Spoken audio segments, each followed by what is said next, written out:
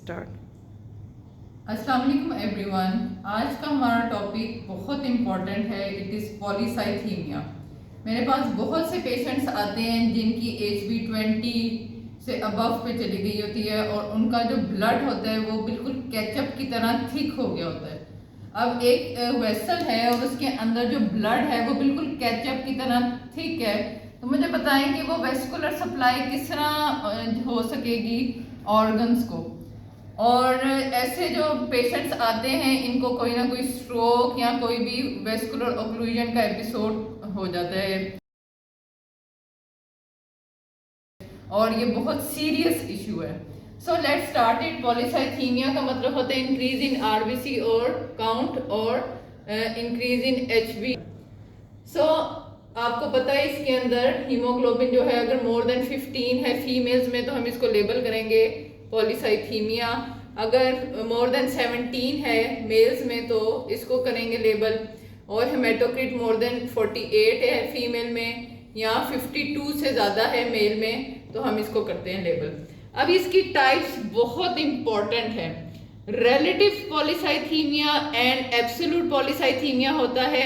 Absolute की आगे दो टाइप्स होती हैं, प्राइमरी और सेकेंडरी।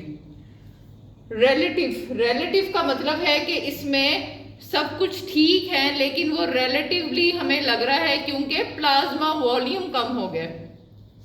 प्लाज्मा वॉल्यूम क्यों कम हो सकता है? वॉमिटिंग की वजह से, डायरिया की वजह से, स्वेटिंग या किसी डाइयूरेटिक के यूज की वजह से। तो इनकी वजह से क्या होगा, प्लाज्मा वॉल्यूम जो है वो उसका लॉस होगा और जो आरबीसी आपको पर वॉल्यूम जो मिलेंगे वो ऐसे लगेगा कि बहुत ज्यादा है, हालांकि ये ब्लड लॉस की वजह से ऐसे लग रहा है। नेक्स्ट टाइप है एब्सोल्यूट पॉलीसाइथीमिया। इसके अंदर आरबीसी काउंट जो है वो बढ़ता है, ये ठीक वाला पॉलीसाइथीमिया है। इसके अंदर प्राइमरी हो सकता है, इसको हम इरिथ्रीमिया कहते हैं या पॉलीसाइथीमिया रोब्रा वगैरह।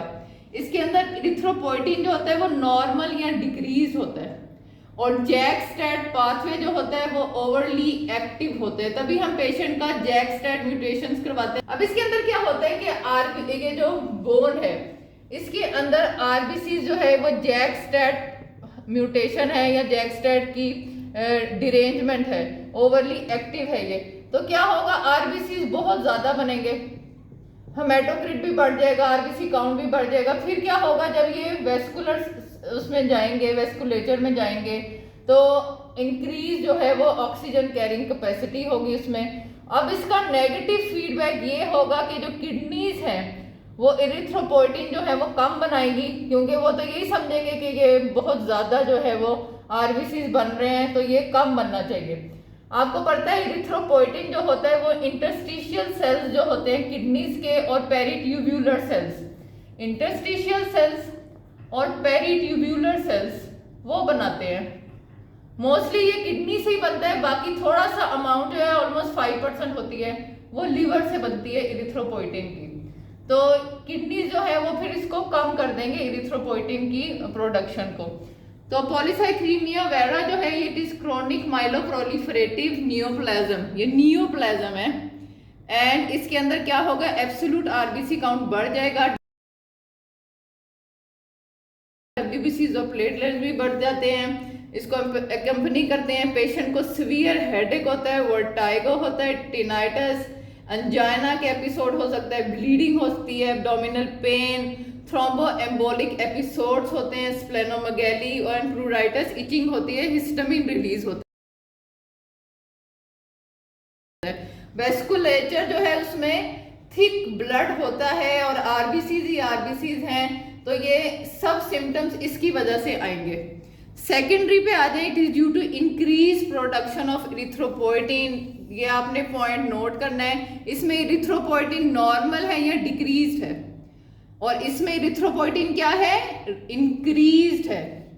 And it can be due to high altitude, आप किसी माउंटेन वगैरह पे गए हैं तो ये हाई एल्टीट्यूड पे उसकी वजह से हो सकता है, सीओपीडी, एम्फेसीमा, क्रोनिक ब्रोंकाइटिस की वजह से हो सकता है, कार्डियक एलिमेंट्स की वजह से, फाइब्रॉइड्स की, हिमेजियोब्लास्टोमा की वजह से हो सकता है, आरसीसी यानी कि रीनल सेल कार्सिनोमा की वजह से हो सकता है, क्योंकि इसमें एक्टोपिक इरिथ्रोपोइटिन प्रोडक्शन हो सकती है बाय दैट कार्सिनोमा या न्यूप्लास्टिक सेल्स। ओबेसिटी की वजह से हो सकता है, एंड हिपेटोसेलुलर कार्सिनोमा में ये हो सकता है। क्यों? क्योंकि आपको पता है कि लीवर भी कुछ हद तक स्मॉल अमाउंट में क्या बना रहा है, इरिथ्रोपोइटिन, तो उसकी वजह से ये हो सकता है। क्लिनिकल फीचर्स पे आ जाए, साइनोसिस होगा पेशेंट को। क्यों होगा? क्योंकि पहले भी बताया कि स्लो ब्लड फ्लो है, जो वेस्कुलेचर्स है उसमें ब्लड फ्लो नहीं हो पा रहा, तो पेशेंट को साइनोसिस ही होगा। प्रूराइटिस यानी कि इचिंग होगी, हिस्टामिन रिलीज करेगा। रेड फेस होगा विद एनगोट्स रेटिनल वेन।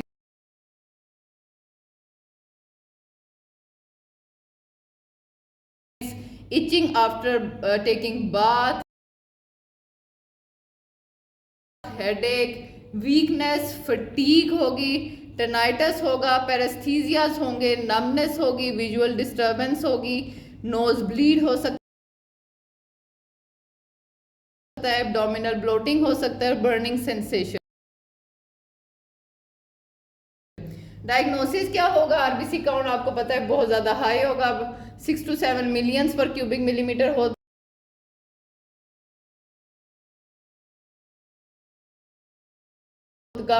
और हिमेटोक्रिट 60 to 70% होगा। ब्लड विस्कोसिटी बहुत ज़्यादा बढ़ जाएगी, it will be 10 times that of water. Blood volume भी बढ़ जाएगा, अप टू 10 लीटर हो जाता है इसमें। इरिथ्रोपोइटिन नॉर्मल हो सकता है, इंक्रीज हो सकता है या कम हो सकता है depending on the type. Bone marrow हम करा सकते हैं, उसके अंदर इरिथ्रॉइड जो सेल्स हैं वो बहुत ज़्यादा होंगे। उसके बाद इरिथ्रोब्लास्ट जो होते हैं, चेस्ट एक्सरे करा सकते हैं टू चेक एम्फाइसीमा, सीओपीडी, ये सारा कुछ चेक करने के लिए हम चेस्ट एक्सरे करा सकते हैं। ईसीजी हम करा सकते हैं, कार्डियक एलिमेंट्स को चेक करने के लिए एको करा सकते हैं, पार्शियल प्रेशर ऑफ ऑक्सीजन देख सकते हैं। रिस्क फैक्टर वही है, hypoxia, smoking, familial, carbon monoxide exposure, like mine workers जो होते हैं जिनकी ऐसी वो है एनवायरनमेंट जिसमें वो काम कर रहे हैं, पोल्यूटेंट्स आपके एनवायरनमेंट में, उनमें ये होता है हाई एल्टीट्यूड। ट्रीटमेंट पे आ जाएं, फ्लीबॉटमी कराएंगे हम पेशेंट की। हम कहते हैं कि आप अपना अकॉर्डिंग टू द HB, आपको पता है कि एक पिंट जो आप ब्लड ट्रांसफ्यूज करते हैं उससे 1.5 HB बढ़ती है, और इसी तरह आप एक पिंट निकाल रहे हैं तो 1.5 HB कम हो जाएगी, तो उस अकॉर्डिंगली आप उसकी फ्लीबॉटमी करा लेंगे। एस्पिरिन देंगे, हाइड्रोक्सी यूरिया देंगे, इंटरफेरॉन अल्फा दे सकते हैं और एंटी हिस्टामीन्स दे सकते हैं। So this was polycythaemia. I hope you understood it.